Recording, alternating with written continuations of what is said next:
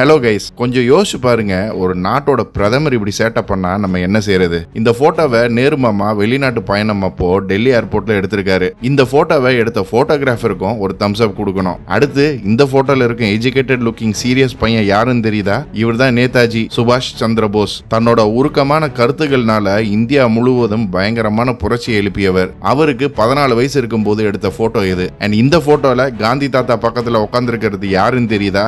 இவங்க தான் இந்தியாவின் முன்னாள் பிரதமரான இந்திரா நேரு, அதாவது இந்திரா காந்தி. ஒரு காலத்துல இந்தியாவை கலக்கிய ஒரே பெண் பிரதமர். இந்த மாதிரி இதுவரைக்கும் நீங்க பார்க்காத பல போட்டோஸையும் அதோட பின்னணியையும் தான் இன்னைக்கு வீடியோல பார்க்க போறோம்.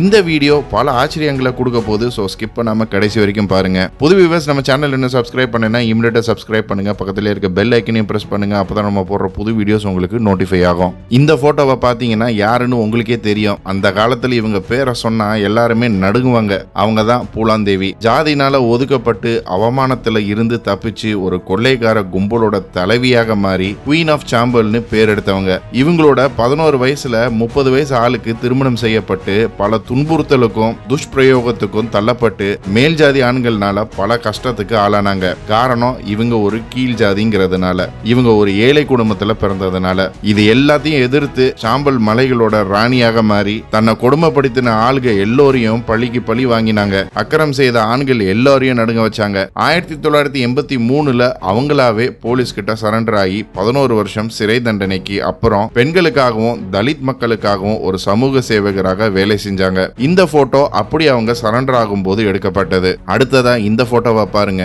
1857 ஆண்டு பிரிட்டிஷ் ஆட்சி காலத்துல நடந்த முதல் விடுதலை புரட்சி அப்போ போராட்டம் பண்ண அப்பாவி மக்களை ஆயிரக்கணக்கான மக்களுக்கு முன்னாடி தூக்குல போட்டு, இதனால மக்கள் பயப்படுவாங்கன்னு நினைச்ச பிரிட்டிஷர்ஸ் மக்களை இன்னும் தான் கோவப்படுத்தினாங்க. இப்படி அடிமைகளாக வாழ்றதை விட சாவே மேலுன்னு 90 ஆண்டுகள் போராட்டம் பண்ண மக்களுக்கு 1947 விடுதலை கிடைச்சது. இன்னைக்கு இந்தியா உலக நாடுகளால பேசப்படும் ஃபாஸ்டஸ்ட் டெவலப்பிங் கண்ட்ரியாக உள்ளது. அடுத்து நீங்க பார்க்குற போட்டோ மும்பைல இருந்த இவர்கிட்ட காத்து கூட கேட்டுட்டு தான் உள்ள வருமாம். பாலாசாஹேப் தாக்கரேவை பத்தி தான் நான் சொல்றேன். 1996 மைக்கேல் ஜாக்சன் மும்பைல நடத்தின கான்சர்ட்டுக்காக 4 கோடி தாக்கரேக்கு கொடுக்கப்பட்டதாக சொல்லப்படுது. ஆனா இது பொய்யா உண்மையானு எனக்கு தெரியல. எப்படியோ அதுக்குள்ள டீட்டெயிலா நம்ம போக தேவையில்லை. 2017 ஆதித்யா தாக்கரே, அதாவது சிவசேனா பார்ட்டியோட முன்னாள் தலைவர் பாலாசாஹேபோட பேரன் இந்த போட்டோவை அவருடைய பிறந்த நாள் அன்னைக்கு ஷேர் பண்ணியிருந்தாரு. அதுல மைக்கேல் ஜாக்சன் எப்படி அவருடைய தாத்தாவுக்கு தொப்பி கொடுத்ததையும் அவருடைய குடும்பத்தோட நேரம் செலவு பண்ணதையும் பத்தி சொல்லியிருந்தாரு. 1980லும் 90களிலும் சிவசேனா மும்பையை தன்னோட கண்ட்ரோல்ல வச்சிருந்தது குறிப்பிடத்தக்கது. இப்ப பாக்குற இந்த போட்டோ நாதுராம் காட்சே காந்தி தாத்தாவை 3 தடவை சுட்ட போது எடுத்தது. நாதுராம் காட்சே காந்தி தாத்தாவை உண்மையிலேயே மதிச்சாலும் அந்த டைம் காந்தி தாத்தா இந்தியா பாகிஸ்தான் பிரிவுக்கு சம்மதிச்சது பிடிக்காம இஸ்லாமியர்களுக்கு சாதகமாக முடிவு எடுத்தாருன்னு காந்தி தாத்தாவை சுட்டாரு. காந்தி தாத்தா டெல்லியில இருக்கும் பிர்லா ஹவுஸுக்கு பின்னாடி நடந்த பிரேயர் மீட்டிங்க்கு போகும்போது தான் இந்த சம்பவம் நடந்தது. இந்த செயலுக்காக 1949 காட்சேவை தூக்குல போட்டாங்க. இவர் யாருன்னு உங்களுக்கு தெரியுதா? இவர் தாங்க பெருந்தலைவர் காமராஜர். 1903 விருதுநகர்ல பிறந்த இவர் தன்னுடைய 18 வயசுல அரசியலுக்கு வந்து தன்னோட இறப்பு வரைக்கும் ஒரு மாமனிதராக வாழ்ந்தார். இப்படிப்பட்ட முதல்வரை பார்த்திருக்கிறீங்களா? இவருடைய முதலமைச்சர் காலத்துல இவர் வீட்டுக்கு ஸ்பெஷலா கொடுத்த தண்ணி கனெக்ஷனை வேணாம்னு சொல்லிட்டாரு. அதே மாதிரி முதலமைச்சருக்கு இருக்கும் ஜெட் லெவல் பாதுகாப்பையும் வேணாம்னு சொல்லிட்டாரு. இவர் எங்க போனாலும் கூட ஒரு போலீஸ் பேட்ரோல் வண்டி மட்டும்தான் வருமாம். இவரு கல்யாணமும் பண்ணிக்கல, சொத்துகளும் கிடையாது. அண்ட் இவரோட ஆட்சி காலத்துல சாதாரண வாழ்க்கையை தான் விரும்பினார். இவருடைய சொத்துன்னு கடைசியா இருந்தது 2 செருப்பு, 4 சட்டை, 4 வேஷ்டி, கொஞ்சம் புத்தகங்கள், 130 ரூபாய் பணம், அவ்வளவுதான். இந்த போட்டோல சைக்கிள் இருக்கு இந்த பையன் யாருன்னு தெரியுதா? கையில நியூஸ் பேப்பரை வச்சுக்கிட்டு எதிர்காலம் என்னன்னு தெரியாம இருந்த இந்த பையன் தான் நம்ம ஐயா ஏபிஜே அப்துல் கலாம் அவர்கள். அநேகமா அந்த டைம்ல அவருக்கு உலகமே தன்னை ஒரு நாள் திரும்பி பார்க்க போகுதுன்னு தெரியலன்னு நினைக்கிறேன். அவர் போட்ட அதே நியூஸ் பேப்பர்ல முதல் பக்கத்துல இவரை பத்தி செய்தி வராம இருந்ததே இல்ல. இவரை மாதிரி ஒரு மாமனிதரை எங்கேயுமே பார்க்க முடியாது. இந்தியா மட்டும் இல்ல, உலகமே அப்துல் கலாம் ஐயாவை பத்தி பெருமிதம் கொண்டது. இந்த மிசைல் மேன் ஆஃப் இந்தியா இன்னைக்கு நம்ம கூட இல்லைனாலும் நம்ம எல்லோர் மனசுலயும் நீங்க இடம் பெற்றவர். இப்ப நீங்க பாக்குற இந்த போட்டோல இருக்கும் ஒருத்தரை கண்டுபிடிச்சிருப்பீங்க. காட் ஆஃப் கிரிக்கெட், அதாவது நம்ம சச்சின் டெண்டுல்கர் தான். அது கூடவே அவருடைய தோஸ்த் வினோத் காம்ப்ளி. ஒரு காலத்துல இவங்க ரெண்டு பேருமே இந்தியன் கிரிக்கெட் டீம்ல ஒன்னா கலக்குனாங்க. ஆனா சச்சின் ஒரு படி மேல போய் காட் ஆஃப் கிரிக்கெட்ங்கிற பேரை எடுத்தாரு. இந்த போட்டோ இவங்க ரெண்டு பேரும் ஒன்னா ஸ்கூல் படிக்கும் போது எடுத்த போட்டோ. தீவிர ஆர்வம் உள்ள சச்சின் இதனால அவருடைய ஹைஸ்கூல் படிப்பை முடிக்க முடியாம இருந்தாலும் மாஸ்டர் பிளாஸ்டர் யாருன்னு கேட்டா சின்ன குழந்தையும் சொல்லும். இந்த போட்டோல தலையில தொப்பி மாட்டிக்கிட்டு ஸ்டைல நிக்கிற இவர் யாருன்னு உங்களுக்கு தெரியுதா?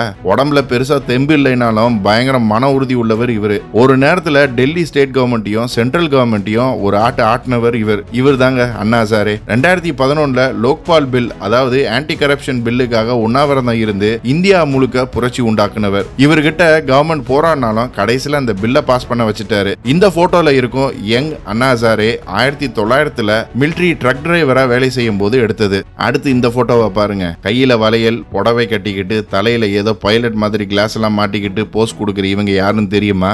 இவங்க தான் சரளா துக்ரால், இந்தியாவின் முதல் பெண் பைலட். 14 வயசுல பைலட் ட்ரைனிங் ஆரம்பிச்சு 21 வயசுல அபிஷியல் பைலட் லைசன்ஸ் எடுத்தாங்க. இவங்களோட பைலட் ட்ரைனிங் அப்போ, அதாவது 16 வயசுல PD சர்மாங்கிற பைலட்டை மீட் பண்ணி அவரையே கல்யாணமும் பண்ணாங்க. ஒரு கமர்ஷியல் பைலட் ஆகணுங்கிறது தான் இவங்களோட கனவு. அதுக்கேத்த மாதிரி அவங்களோட முதல் விமானம் ஜிப்சி மோத்த புடவை கட்டிக்கிட்டு ஓட்டினாங்க. ஆனா துரதிருஷ்டவசமா 1939 இவங்களோட கணவர் PD சர்மா ஒரு விமான விபத்துல இறந்து போயிட்டாரு. அதுக்கப்புறம் அவங்க குடும்ப சூழ்நிலையினால ஒரு பைலட் ஆக முடியாம ஸ்கூல் டீச்சரா ஆகிட்டாங்க.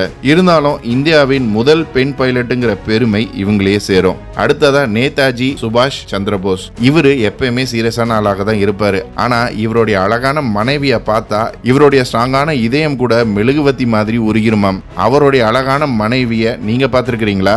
இதோ பாருங்க, நேதாஜியோட முதல் ஆஸ்திரியன் வைஃப் இவங்க தான். இவங்க ஒரு கேத்தலிக் அண்ட் ஆஸ்திரியா நாட்டை சேர்ந்தவங்க. இப்போ உங்களுக்கு நேதாஜிக்கு இதுக்கெல்லாம் எங்க நேரம் இருந்துச்சுன்னு நினைப்பீங்க. ஆனா இவருடைய புரட்சி காலத்துல அவருடைய மனைவிக்கும் பங்கு இருக்குன்னு தெரியுமா? பிரிட்டிஷ் கிட்ட இருந்து தப்பிச்சு யூரோப்புக்கு போன நேதாஜி அங்க இருந்து அவருடைய ஆட்களுக்கு லெட்டர் அனுப்புவதற்காக எமிலியை டைபிஸ்டாக அப்பாயிண்ட் பண்ணாரு. காலப்போக்குல அவங்களுக்கு நடுவுல பழக்கம் ஏற்பட்டது. அதுவே காதலாகவும் மாறுச்சு. சரியா 2 வருஷம் கழிச்சு, அதாவது 1936 இவங்க ரெண்டு பேரும் திருமணம் பண்ணிக்கிட்டாங்க. இருப்பினும் இவங்களோட திருமணம் ரகசியமாவே இருந்துச்சு. அதுக்கப்புறம் நேதாஜி விடுதலை போராட்டத்துல ரொம்ப பிஸி ஆயிட்டாரு. அண்ட் எமிலியும் ஆஸ்திரியால அங்கேயே வேலை பார்த்தாங்க. 1942 எமிலிக்கும் நேதாஜிக்கும் ஒரு பெண் குழந்தை பிறந்துச்சு. அவங்களுக்கு அனிதா போஸ்னு பேரும் வச்சாங்க. இதுக்கு அப்புறம் விடுதலை போராட்டத்துக்கு போன நேதாஜி திரும்பி வரவே இல்லை. எமிலியும் இந்த விஷயத்தை வெளியே சொல்லவே இல்லை. அன்டில் அனிதா போஸ் ஒரு பிரபல பொருளாதார நிபுணராக அவங்க எழுத்து மூலமா வெளியில தெரியற வரைக்கும். இன்னைக்கு வரைக்கும் இந்த ஒரு திருமணத்தை மீடியா எங்கேயுமே பதிவு பண்ணதும் இல்ல. இந்த போட்டோவை பாருங்க. காந்தி தாத்தாக்கு பக்கத்துல சிரிச்ச முகத்தோட உட்கார்ந்துகிட்டு இருக்கிற இவர் யாருன்னு உங்களுக்கு தெரியுமா? இவர் தான் தி ஃபேமஸ் சார்லி சாப்ளின். ஆமாங்க, ஹிட்லர் மாதிரி மீசை வச்சுக்கிட்டு மக்களை வயிறு வலிக்க சிரிக்க வச்ச அதே சார்லி சாப்ளின் தான். இந்த போட்டோ 1930 எடுக்கப்பட்டது. லண்டனுக்கு ஒரு ரவுண்ட் டேபிள் கான்ஃபரன்ஸுக்காக போன காந்தி தாத்தாவுக்கு பெரிய ஃபேன்ஸ் கிரௌடே இருந்துச்சு. பல லண்டன் மக்கள் காந்தி தாத்தாவை பார்க்க பல திசைகள்ல இருந்து வந்திருந்தாங்க.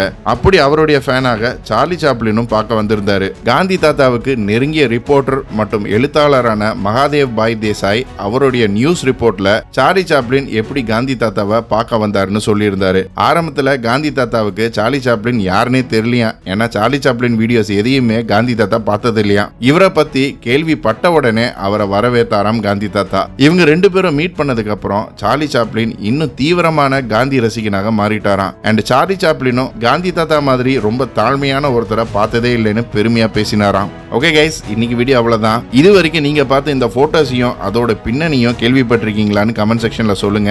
இந்த வீடியோ பிடிச்சிருந்தா ஷேர் பண்ணுங்க, லைக் பண்ணுங்க. போன வாரம் கமெண்ட் பண்ண 10 பேரை பார்ப்போம்.